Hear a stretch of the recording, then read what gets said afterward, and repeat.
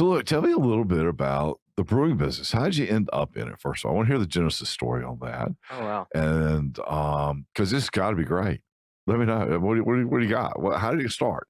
Yeah, I think I actually started in the brewing business. At the Okay. time, I was working with Ben& and Jerry's, Okay. and I got a chance to learn about that business from a community standpoint, and that particular shop was on 125th Street and 5th Avenue, Okay. and at night, I was homebrewing.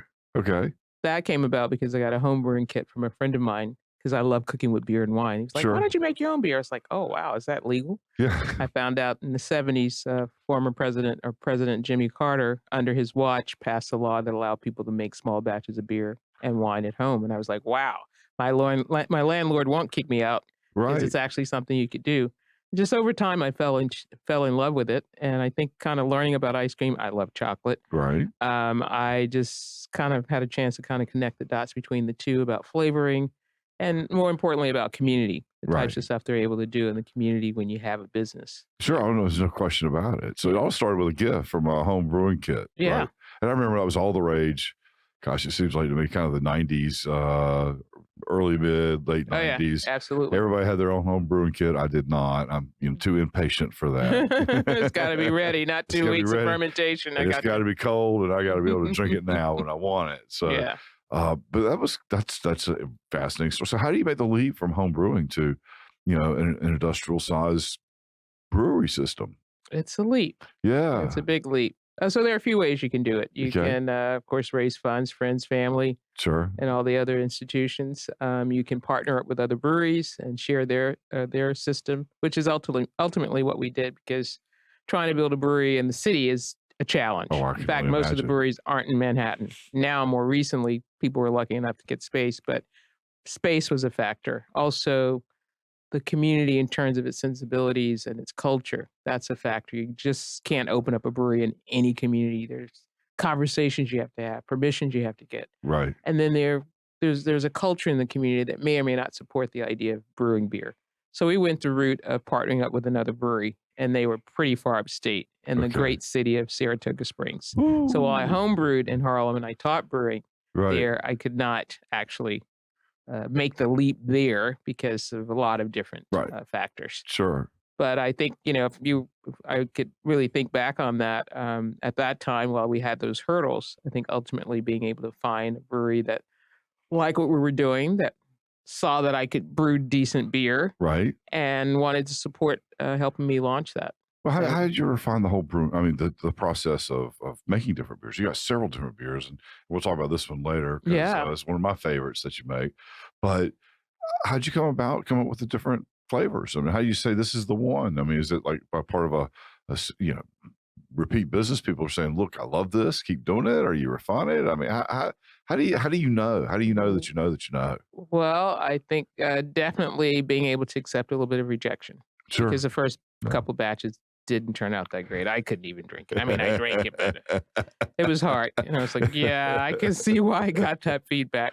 But then ultimately, just keep trying. I mean, Right. like anything that you love and you really have a desire to really get deep into, you just keep trying and you get the feedback and you accept it. Right. So it took a while, maybe a year or so, to really get to a point where I felt comfortable. Right. And, the beer poured and it, bacteria and all that's a big factor. The beer poured, there was no head. I knew there was more like some contamination, so I didn't even Right. bother sharing it. Right. Sooner or later, that head was coming. The flavors were there, and I started sharing it with other friends. There's a restaurant called Sylvia's Restaurant. They've been around for 65 years. From the South, Okay. they opened up this amazing soul food restaurant. So that was one of the places I had a chance to get some feedback from before I actually launched. And they were ultimately the restaurant that gave us our first order. So how do you end up starting in the city and end up in Rocky Mount? Yeah, I mean, that's a whole nother So chapter yeah, of this. absolutely. So, I have roots here. My father's from Right. Wilmington. You just Right. met my mom. She's from Greensboro, and our hometown is Winston-Salem. Yeah. So we were always back and forth. When you look at the Great Migration, it's various stages. We had family members that were part of that, probably in the 60s part of the Great Migration. Okay. So there was always a connectedness here. I'd come back for family reunions in Wilmington, Right. visit my family all over Greensboro. So there was always that relationship. And you constantly had this sort of pollination and connecting going on between New York I-95, right? Right. Connecting, And not heart, and the railroad. and the railroad, which I can take across the street from the house I'm Yeah. working on. We won't get into that. Yeah. And sit on there with my laptop, make phone calls, and I'm in New York I in love 7, the 8 train. hours. I love the train Yeah. for that Jump on the reason. A train, take the A train up to Sugar Hill in Harlem within 15 minutes. It works. Boom, boom, you're done. You've been able to work. Yeah. You've been productive the whole time. But to answer that question, to elaborate a little bit, I ended up here because of an invitation from the Rocky Mount Mills. Okay. Sebastian Okay. was my connection. He ran the whole program at the Rocky Mount Mills. I was in Durham speaking. I was teaching a class, Right. having a talk about beer at the American Tobacco campus. Right. Somehow we connected, started the conversation. At the same time, I met Brianna Brake, and we got connected, and the opportunity was presented. I was like, I'm in New York. How do I make that happen? We connected, decided to collaborate. So it was actually through the Rocky Mount Mill invitation that I ended up in Rocky Mount. I knew about it. We had some cousins from the area, but I didn't really know Rocky Mount until I actually came. That's awesome. So you were recruited. Recruited back home. Yeah, in a sense. That's fabulous. So you're the first Black woman to own a craft brewery. Wow. That's what they say. Oh, I know. That's what I keep hearing. And I'm like, wow, that's fantastic. Yeah, I would say I'm the first Black woman that I'm aware of There you go. that commercially launched a brand commercially and sold it in the United States and Japan and the UK. And so just a little bit of news on that. You were telling me before we started filming that you just picked up a distribution contract or negotiating one right now. So tell me how that works. I mean, in North Carolina, how do you get the shelf space? How do you make that work? Well, through relationships. So we Sure. actually distribute on our own, Right. Harlem Beer Distributing. We were in the market years ago through a number of distributors, but what changed? You have 400 breweries in the state of North Right. Carolina. When we Right. came here in the early 2000s, I pretty much knew every brewer, Right. but now there's so many of them. But I would say, how do you make the connection? Well, you've got to make good beer. I mean, that helps. Distributors want to know that they have something good to Right. sell. You've And got to have have a record of it too. Yeah, Right. you've got to have a good story, one that makes sense, not Sure. just someone that you pulled out of a hat. Yeah. I mean, they look at that. People like to connect with stories. They like to connect with good products. And distributors look at that. They want to know that this is something that you're doing for Sure. the long term, not flash. So I think also, then, when that meeting comes, they want to see your product. It needs to be packaged well. Mhm. The packaging really needs to resonate with not only the distributors, but the customers. So all of that needs to be in a nice, tight, package. Right. How all of that fits together. And then ultimately, from my experience, you've got to have a sustained capacity. Uh-huh. You can have a great brand, but if you run out, you're going to piss off a lot of people. Yeah, you How do are. I know that? Because I have. We ran out of beer too many times to mention. So Wow. distributors want to know that you have, you have some Well- skin in the game, but also you have the ability to continue to supply. Well, how hard is it to scale? I mean, how long does it take to make beer? I mean, really, a batch. A couple of weeks. couple of Depending on the style. Sure. If you're doing lagers, that's going to take a little bit longer because of the Right. nature of the yeast that we use. But typically, it's 2 to 3 weeks to make most beers. Yeah. And then depending on whether you're barrel aging, that could Right. take months. It could take several years, depending on what flavor profile you're going for. Well, that's why I ask. I mean, because it could be very difficult to figure out what the demand would be on the beer, and if you got that kind of lead time, it's not as easy as just not running out. Yeah, well, when it comes on the distribution side, which I'm mainly speaking to, Sure. that's a big factor. But what I'm finding is most successful, not me, but it's proven concept, are having a really great tap room Okay. in the right location with Okay. good beer Right. and possibly some good food trucks or something on premise. Right. And that, an experience that people can really enjoy and want to come back to. And there's some very successful ones throughout the state. Sure. So they're brewing their own beer, they're selling on a tap, they're doing takeout, curbside, all those things that does generate revenues continually if you do Sure. it right. I think the first time I had one of your beers was actually at the power plant in at the Mills. Yes. And you had a little kiosk in the back, and it was just fabulous. Yeah. Tell me a little bit about this particular beer. I mean, it's got a story behind it that I love, but I think others would probably enjoy it too. Yeah, well, the Queen Stout, it's a dedication to women Yeah. and my mom. And we wanted to have the beer really be something that's strong and flavorful. Right. I love infusing flavors in my beers. This particular beer has coffee from Africa, Okay. Haiti, 3 different varietals of coffee, and we also have chocolate. in the Okay. beer. So it's Everything you layered. love. Yeah, it's all about me. It's all about me. And then in dedicating it to women, and my mom, who happens to be here, she's been quite an amazing inspiration to me in our hometown, and she's done so much for everybody. She's worked in all types of organizations, human relations. So I just really wanted to speak to who she is and who women are that really dedicate their time to community service and make a difference in people's lives. Yeah, so that's awesome. It Yeah. really is. And by the way, it's one of my favorite beers that you make. I can't drink a lot of it, but it sure does taste Yeah, good. yeah, and it's a good beer to cook with. Yeah.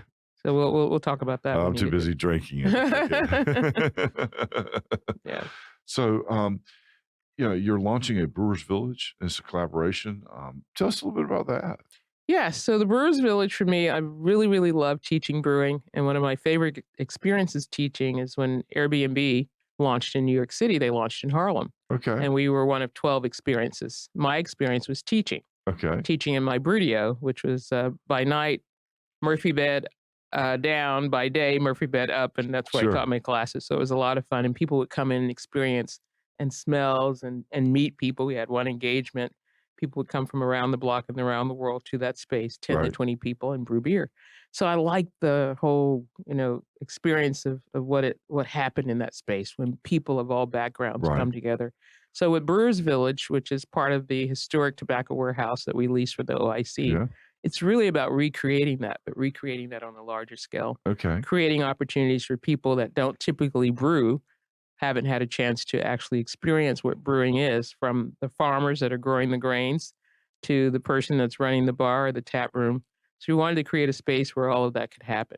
So how far along you are in that process? I So- know that the sewer just got run, Yeah, right? So yeah, I was all part of that. Thanks to the City of Rocky Yeah, Mount and the council for that. So we've had events there, Yeah. so that communal part of it is happening in terms of events, and where we've been able to brew at other breweries, we brought beer in and other wines and things to make it a total experience. So where we are right now, we are about to put our water and sewer in the ground. Right. So we're looking forward to that. And I think we're probably about 4 months from having that, 3 to 4 months from having that done. Okay. That gives us running water Right. and toilets Right. instead of the porta potties. Right. That puts us in a position to now look at getting our brewing system in.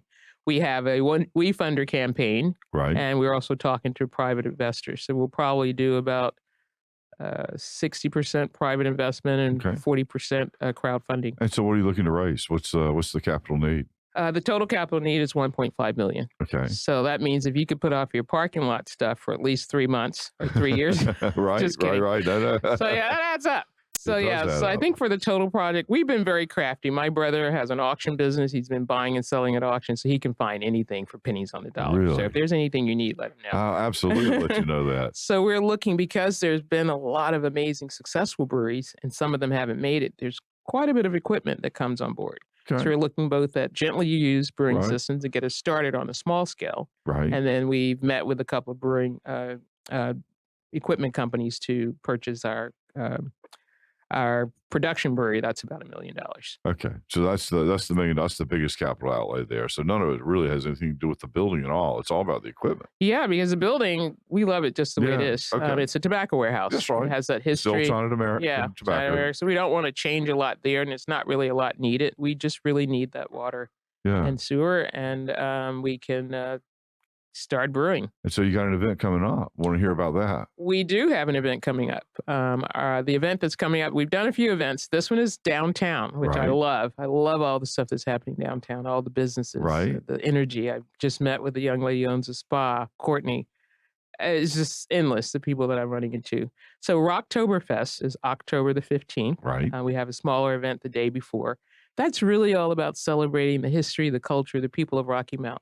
Centered in downtown, where there's so much evolving, there's so much revitalization, but it embraces the entire city, because Sure. the city has amazing history. I mean, we know about Thelonious Monk and Sure. Buck Leonard. So it's Oh. about celebrating all of that around the arts, around music, and around food, and Sure. of course, beer and wine. Right. No, I'm with you. So Yeah. when is that? What was the date of that again? It's happening on October the 15th. October So 15th. we kind of, with the city support, we have the entire block of Howard Street. It's sort of a square, so it Yeah. encompasses the Bel Air Arts Center, Miller Sure. D's, Sure. all the activities that are having in there, but also the restaurants that aren't there are going to participate. The Prime Smoke, chill spot. Right. All of those places will be a part of Right. it. Oh, that's going to be a fabulous event. So I'm Really. looking forward to it. I think I'm in town, but I'm not positive about it. But I plan to be there if I can. Yeah, we'd love for you to be there and invite everybody to join us. That's right. Well, that's the part of doing this whole show is to let people know so that folks can participate.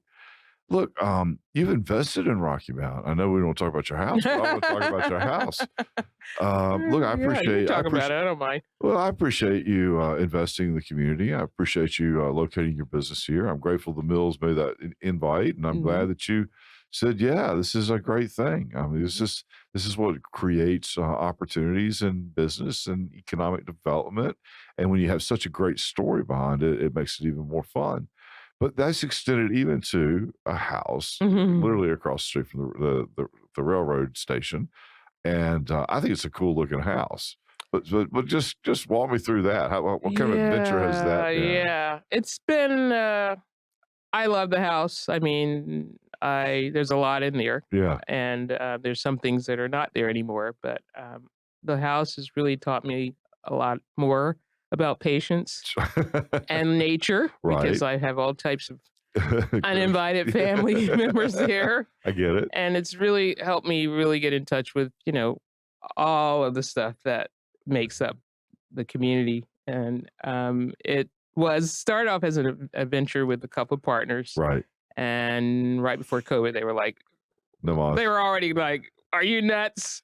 But then when COVID happened, they were like, "Look, Celeste, we've got to pull out." Yeah, So okay. it's just me, All right. really, pretty much, and friends that help out along the way. Sure, I don't sure, mind sure. getting up on the roof. I was Right. on the roof yesterday, scraping the paint from the railings Sure. and doing all that stuff that I love doing, as my mom can tell you.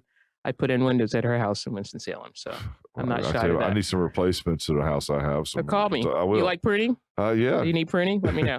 So I think for me, the house, when I saw it, I was like, wow, why is that house sitting there? What's the story? And I never imagined that I'd be able to buy it. Right. Not because it wasn't necessarily affordable, but because I just figured that there were plans for it. And Sure. the husband and wife that had it, one of them became ill, so they couldn't finish it. And I had put in, wondered though that story was. That was the story. yeah, Okay. so there'd been several people in the last Yeah. one, they just couldn't finish it. And I don't mind a challenge, clearly. Here we are. No doubt. So I thought I could do it. I knew that putting in windows was not enough, but it's the historical preservation Right. piece that really gave me the greatest education. So my plan for the house, I've done home brewing there. Okay. The kitchen was in very good shape, Okay. and the rest of it needs quite a bit of work. But I saw it as I had an Airbnb in New York Right. with the experience, and I saw it as a place where I could kind of replicate that in a way.